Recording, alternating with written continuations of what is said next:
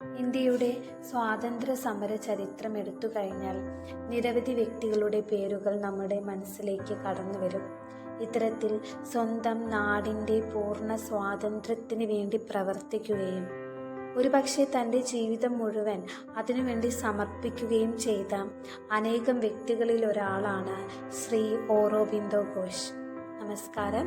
ഞാനിന്ന് നിങ്ങളുമായി പങ്കിടാൻ പോകുന്നത് അദ്ദേഹത്തിൻ്റെ എഡ്യൂക്കേഷനിലുള്ള കോൺട്രിബ്യൂഷനെ കുറിച്ചാണ്. ശ്രീ ഓറോബിന്ദോ ഘോഷ് ഡോക്ടർ KC ഘോഷിൻ്റെയും സ്വർണലത ഘോഷിൻ്റെയും മകനായി 1872 ഓഗസ്റ്റ് മാസം 15 കൽക്കത്തയിലാണ് ജനിക്കുന്നത്. ആരാണ് ഓറോബിന്ദോ ഘോഷ് എന്ന് ചോദിച്ചു കഴിഞ്ഞാൽ അദ്ദേഹം ഇന്ത്യയിലെ പ്രഗത്ഭനായ പോയറ്റാണ്, എഡ്യൂക്കേഷണൽ ഫിലോസഫറാണ്. ഇതിനെല്ലാം ഉപരി അദ്ദേഹം നമുക്കെല്ലാം സുപരിചിതമായ വന്ദേ മാതരം എന്ന പത്രത്തിൻ്റെ എഡിറ്റർ കൂടിയാണ്. 1910 വരെയാണ് ഓറോബിന്ദോ ഘോഷ് തൻ്റെ ജീവിതം പൊളിറ്റിക്സിൽ സമർപ്പിച്ചു കഴിഞ്ഞിരുന്നത്. പിന്നീട് അദ്ദേഹം സ്പിരിച്വൽ ലൈഫിലേക്ക് കടക്കുന്നതായി ചരിത്രം പരിശോധിക്കുമ്പോൾ തിരിച്ചറിയാൻ സാധിക്കും.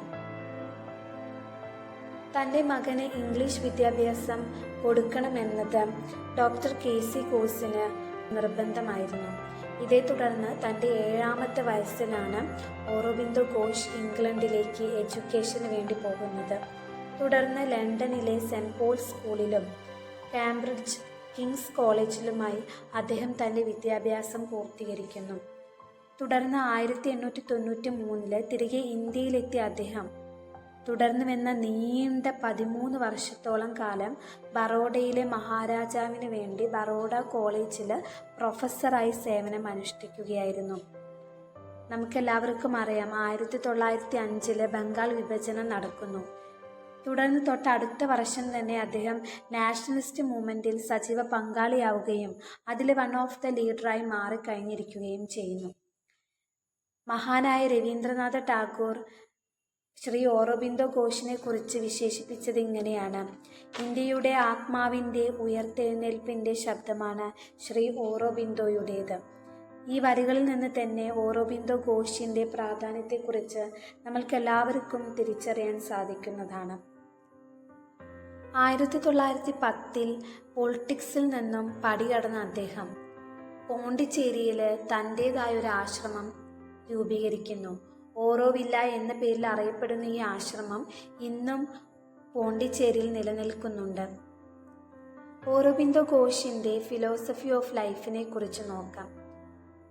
ഫിലോസഫി ഓഫ് ലൈഫിൽ അദ്ദേഹം പ്രധാനമായും പറയുന്ന കാര്യം, ലൈഫ് എന്ന് പറയുന്നത് ഏതെങ്കിലും ഒന്നല്ല, ഓക്സിഡൻ്റൽ ഓറിയൻ്റൽ കൾച്ചറും സ്പിരിച്വൽ മെറ്റീരിയൽ വാല്യൂ കലർന്നതും സയൻസ് ആൻഡ് വേദാന്ത കലർന്നതും ഇതെല്ലാത്തിൻ്റെയും കൂടി ഒരു ബ്ലെൻഡറായിട്ടാണ് അദ്ദേഹം ഫിലോസഫി ഓഫ് ലൈഫിനെ കാണുന്നത്.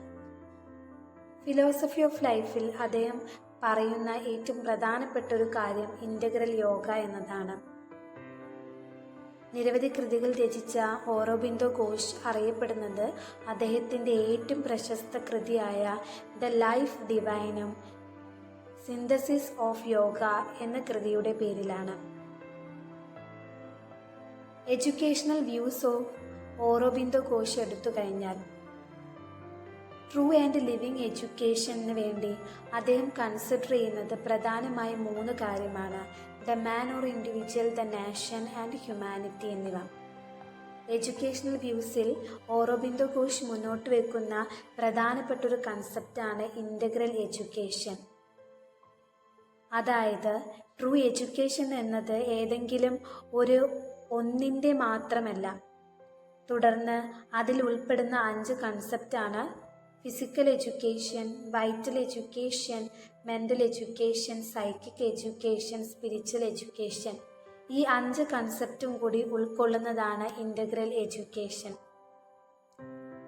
എഡ്യൂക്കേഷണൽ വ്യൂസിൽ ശ്രീ ഓറോബിന്ദോ ഘോഷ് മുന്നോട്ട് വയ്ക്കുന്ന ഏറ്റവും പ്രധാനപ്പെട്ട ഒരു ആശയം എഡ്യൂക്കേഷൻ എന്ന് പറയുന്നത് ചൈൽഡ് സെൻറ്റേർഡ് ആയിരിക്കണമെന്നതും വിദ്യാർത്ഥികളുടെ ഇൻട്രസ്റ്റിൻ്റെയും നീഡിൻ്റെയും അടിസ്ഥാനത്തിലാണ് വിദ്യാഭ്യാസം വിദ്യാർത്ഥികൾക്ക് നൽകേണ്ടതെന്നുമാണ്. അടുത്തതായി എയിംസ് ഓഫ് എഡ്യൂക്കേഷനെ കുറിച്ച് പറയാം. അദ്ദേഹം എഡ്യൂക്കേഷൻ്റെ എയിമായി കണ്ടിരുന്നത് ലിറ്ററേച്ചർ, സയൻസ്, കൾച്ചർ, പൊളിറ്റിക്സ് തുടങ്ങിയ മേഖലകളിൽ ന്യൂ നോളജ് അക്വയർ ചെയ്യുന്നതും ഫിസിക്കൽ ഡെവലപ്മെൻറ്റും, sense training, development of our innate power, spiritualisation of society, development of morality എന്നിവയൊക്കെയാണ്. എന്നിരുന്നാലും എയിംസ് ഓഫ് എഡ്യൂക്കേഷനിൽ ഏറ്റവും പ്രധാന എയിമായി അദ്ദേഹം കാണുന്നത് സെൽഫ് റിയലൈസേഷനാണ്. കരിക്കുലത്തെക്കുറിച്ച് ഓറോബിന്ദോ ഘോഷ് പറയുന്നത് ഇങ്ങനെയാണ്: കരിക്കുലത്തിൽ അക്കാഡമിക് സബ്ജക്റ്റും വൊക്കേഷണൽ ട്രെയിനിങ്ങും കൾച്ചറൽ ആക്ടിവിറ്റിയും ആർട്സും ഹെൽത്തും ഇൻ്റർനാഷണൽ അണ്ടർസ്റ്റാൻഡിങ്ങും ഇതെല്ലാം ഉൾക്കൊള്ളുന്നതായിരിക്കണം കരിക്കുലം എന്നാണ് അദ്ദേഹം മുന്നോട്ട് വയ്ക്കുന്നത്. മെത്തേഡ്സ് ഓഫ് ടീച്ചിങ് വിദ്യാഭ്യാസം വിദ്യാർത്ഥികൾക്ക് നൽകേണ്ടത് 3 Aയിലൂടെയാണെന്നാണ് അദ്ദേഹം മുന്നോട്ട് വെക്കുന്നത്. അദ്ദേഹം മുന്നോട്ട് വെക്കുന്ന 3 A's ആണ് ഏജ്, എബിലിറ്റി, ആപ്റ്റിറ്റ്യൂഡ് എന്നിവ. വിദ്യാർത്ഥികളിലേക്ക് എഡ്യൂക്കേഷൻ എത്തിക്കേണ്ടത് എക്സ്പീരിയൻസിലൂടെയും കോപ്പറേറ്റീവ് ആക്ടിവിറ്റിയിലൂടെയും ലേണിംഗ് ബൈ ഡൂയിങ്ങിലൂടെയും നോൺ ടു അൺനോണിലൂടെയും എല്ലാം ആയിരിക്കണമെന്നാണ് അദ്ദേഹം മുന്നോട്ട് വെക്കുന്നത്. ഓറോബിന്ദോ ഘോഷ് ഒരു ടീച്ചർ റോൾ എന്ന് പറഞ്ഞാൽ ഗൈഡ് ആയിരിക്കണം, അല്ലെങ്കിൽ ഫെസിലിറ്റേറ്റർ ആയിരിക്കണം, ഒരു ഹെൽപ്പർ ആയിരിക്കണം എന്നാണ് പറയുന്നത്. ഡിസിപ്ലിൻ എന്ന് പറയുന്നത് സ്പിരിച്വൽ ഡിസിപ്ലിൻ ആയിരിക്കണം എന്ന് അദ്ദേഹം ഊന്നൽ നൽകുന്നു. Medium of instruction mother tongue ആയിരിക്കണം. അതുകൂടാതെ ഒരു ഫോറിൻ ലാംഗ്വേജ് വിദ്യാർത്ഥികളെ പഠിപ്പിക്കണമെന്നും അദ്ദേഹം പറയുന്നു. ഇത്രയുമാണ് educational views of Aurobindo Ghosh നമുക്ക് ചർച്ച ചെയ്യാനുള്ളത്. ഘോഷിനെ കുറിച്ച് നിരവധി മൂവികൾ അവതരിപ്പിക്കപ്പെട്ടിട്ടുണ്ട്. ഇത്തരം മൂവിയിലൂടെ അദ്ദേഹത്തിൻ്റെ ജീവിത ചരിത്രത്തെക്കുറിച്ചും അദ്ദേഹം എന്നൊരു വ്യക്തി പൂർണ്ണ സ്വാതന്ത്ര്യത്തിന് വേണ്ടി തൻ്റെ ജന്മം മുഴുവൻ അർപ്പിച്ചതിനെക്കുറിച്ചും വ്യക്തമായി ചിത്രീകരിക്കപ്പെട്ടിട്ടുണ്ട്. Shri Aurobindo Ghosh the beginning of spiritual journey എന്ന മൂവിയിലൂടെ ഇതേക്കുറിച്ച് ധാരാളം വിവരങ്ങൾ നമുക്ക് ലഭ്യമാക്കുന്നുണ്ട്.